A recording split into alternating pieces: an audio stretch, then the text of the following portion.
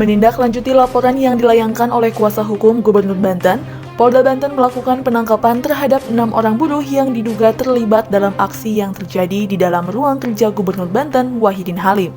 Para pelaku ditangkap saat berada di rumahnya masing-masing. Polda Banten mengamankan 6 orang pelaku yang diduga terlibat dalam aksi-aksi yang terjadi di dalam ruang kerja Gubernur Banten, Wahidin Halim. Keenam pelaku itu masing-masing berinisial AP, SH, SR, SWP, OS, dan MHF. Keenam tersangka ditangkap di kediaman masing-masing. Dari keenam pelaku yang ditangkap oleh Polda Banten, 2 orang yakni berinisial OS dan MHF dikenakan pasal 170 KUHP tentang bersama-sama melakukan pengerusakan terhadap barang dengan ancaman pidana 6 tahun 5 bulan. Sementara untuk 4 orang lainnya yakni AP, SH, SR, dan SWP dikenakan pasal 207 KUHP dengan ancaman 18 bulan penjara. Polisi juga saat ini masih mendalami di dalam LP yang disampaikan oleh pelapor. Ada 1 unsur persangkaan tentang penghasutan. Namun demikian, sesuai dengan alat bukti, masih berproses di penyidik ada tidaknya kasus itu. Tadi kuasa hukum bilang penghasutannya juga harus bakal ada tersangka baru, Pak, terkait penanggung jawab aksi pada saat itu bakal ditetapkan tersangka. Ya, kami perlu informasikan di dalam LP 496 hari Jumat tanggal 24 Desember 2021 memang ada 1 unsur persangkaan yaitu pasal 160 KUHP tentang penghasutan. Namun demikian, sesuai dengan alat bukti, progres masih berproses di penyidik. Penyidik akan menyimpulkan ada tidaknya tersangka dalam pasal 160 KUHP. Namun saat kita rilis hari ini, yang sudah menjadi fakta bagi penyidik adalah ada tersangka lain yang melakukan aksi dalam pasal 207 KUHP dan juga ada tersangka lain yang juga melakukan aksi pasal 170 KUHP, sekitar 6 orang. Maka dengan demikian kami menyarankan kepada para tersangka secara persuasif untuk datang ke penyidik dan memberikan informasi keterangan serta mempertanggungjawabkan perbuatan pidananya.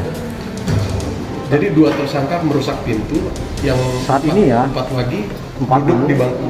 Ya, 4 tersangka dikenakan pasal 207 KUHP, yaitu melakukan penghinaan secara umum terhadap suatu kekuasaan negara. 2 tersangka lainnya dikenakan pasal 170 KUHP, yaitu melakukan pengerusakan secara bersama-sama terhadap barang. Seperti itu. Penghinaan yang duduk di bangku. Ada beberapa peristiwa ya, duduk di bangku, ada yang angkat kaki ya, seperti itu. Itu yang hal-hal yang dianggap sebagai menjatuhkan atau menghina kekuasaan di suatu negara. Salah satu tersangka mengaku dirinya tidak merencanakan dan tidak berniat untuk menghina gubernur. Ia mengaku merasa spontan duduk di kursi Gubernur Banten lantaran ada teman-temannya yang duduk juga. Saya secara pribadi, secara spontan mengikuti langkah saya sendiri, kemudian saya masuk dan duduk, tetapi di situ terus terang saya tidak ada niat atau tidak ada etikat untuk menghina atau menghujat, melainkan hanya sebatas saya spontanitas saja duduk itu dengan tidak sadar bahwa itu kursinya Pak Gubernur. Walaupun rekan-rekan setelahnya itu bicara, apakah kamu tidak melihat di situ ada tulisan Gubernur? Dengan spontanitas saya tidak hiraukan tentang apa yang ada di situ. Saya hanya duduk mengikuti teman yang lain. Ada beberapa juga yang sebelum saya duduk itu terlebih mereka duduk di situ. Dan apabila soal itu saya dianggap menghina atau menghujat, saya secara pribadi mohon maaf kepada Bapak Gubernur, karena saya sedikit pun tidak ada niatan untuk menghina apalagi menghujat.